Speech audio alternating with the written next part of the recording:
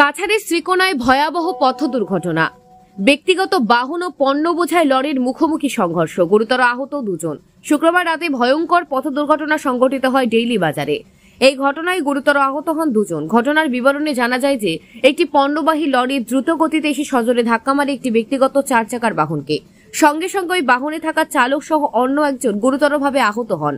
স্থানীয়রাই ঘটনা দেখে খবর দেন শ্রীকোনা পুলিশ ও ট্রাফিক বিভাগকে। সঙ্গে সঙ্গে পুলিশ ও ট্রাফিক বিভাগের কর্মীরা ঘটনাস্থলে উপস্থিত হন। সংকটজনক অবস্থায় চিকিৎসার জন্য দুজনকে শিলচর মেডিকেল কলেজে প্রেরণ করা হয়। এ সংবাদ লেখা পর্যন্ত আহত ব্যক্তিদের নাম জানা যায়নি।